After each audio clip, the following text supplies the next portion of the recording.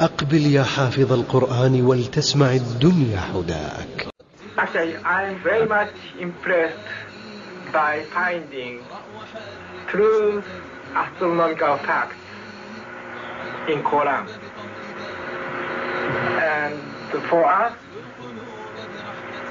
we modern astronomers have been studying very small fields of the universe. We concentrated our efforts for understanding of very small parts, because by using telescope we can see only a very few parts of the sky without thinking whole the universe. So by reading Quran and by answering to your questions, I think I can find my future way for investigation of the universe.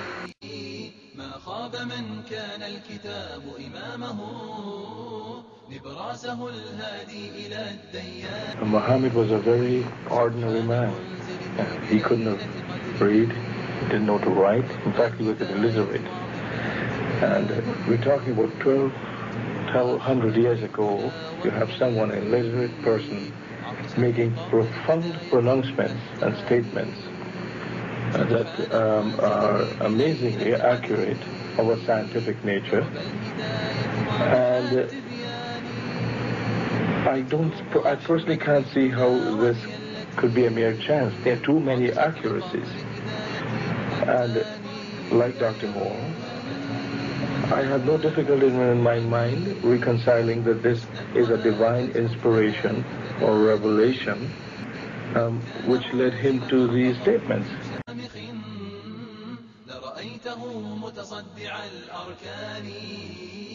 يا حافظ القرآن يا حافظ القرآن. I find it very interesting that this sort of information is in the ancient scriptures of the Holy Quran, and I have no way of knowing where they would come from, but I think it is extremely interesting that they are there and that this work is going on to discover the meaning of some of the passages. Well, I would think it must be the divine being.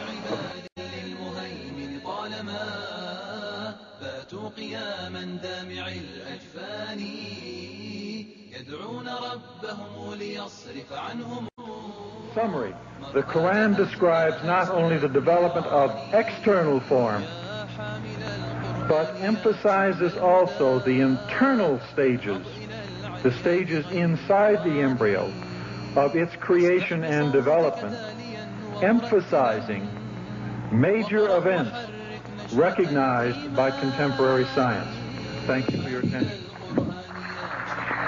As a scientist, I can only deal with things which I can specifically see. I can understand embryology and developmental biology. I can understand the words that are translated to me from the Quran. As I gave the example before, if I were to transpose myself into that era, knowing what I do today and describing things, I could not describe the things which were described.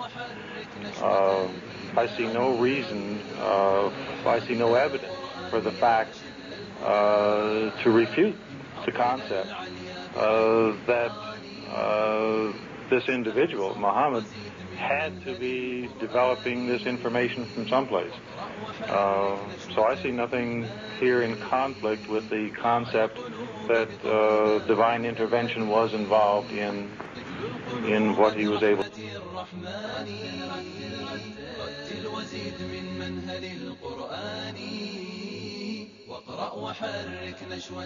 In a relatively few ayah is contained a rather comprehensive description of human development from the time of commingling of the gametes through organogenesis.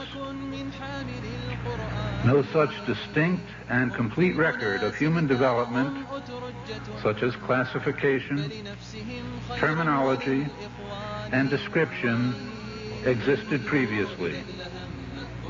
In most, if not all instances, this description antedates by many centuries the recording of the various stages of human embryonic and fetal development recorded in the traditional scientific literature.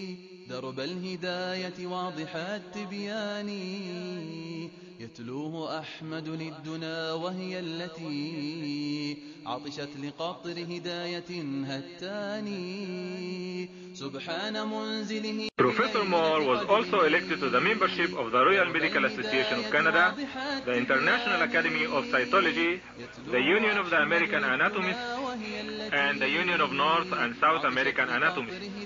Professor Moore has published many books on clinical anatomy and embryology. 8 of them are used as reference works in medical schools and have been translated into 6 languages, namely Italian, German, Portuguese, Spanish, Greek, and Chinese. It has been a great pleasure for me to help clarify statements in the Quran about human development.